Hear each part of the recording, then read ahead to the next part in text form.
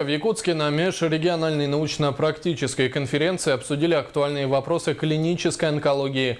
Встреча состоялась в конференц-зале гостиничного комплекса «Полярная звезда», где ведущие специалисты России обсудили эпидемиологические аспекты онкопатологии. Все подробности далее. Организаторами мероприятия выступили Министерство здравоохранения Республики Саха-Якутия, Якутский республиканский онкологический диспансер и Медицинский институт имени Амосова. Тематика конференции касалась совершенствования организации онкологической помощи и новых технологий в повышении эффективности профилактики. Также участники конференции огласили статистику заболевающих онкологическими болезнями. Вообще у нас по республике заболеваемость по отношению к российским показателям, она, конечно, ниже. Если в России эти цифры приближаются к 300 человек на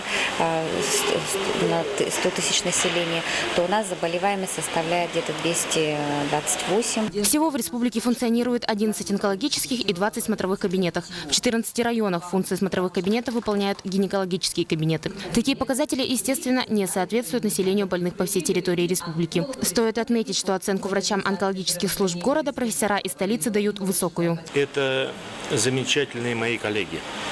И я хочу отдать должное этим, наверное, самым хорошим и таким целеустремленным врачам, которые прошли хорошую большую практику.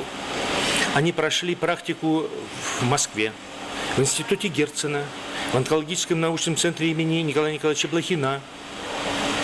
Некоторые защитили кандидатские и докторские диссертации. Несмотря на суровость климатических условий для нормального проживания человека, Республика Саха-Якутия была и остается одним из важнейших в экономическом отношении субъектов России. В заключение Валерий Владимирович Старинский, онколог, широко известный не только в Российской Федерации, но и за ее пределами, поставил вопрос о строительстве пансионата для пациентов онкологических учреждений. Анастасия Данилова, Афанасий Николаев, НВК Саха, Якутск.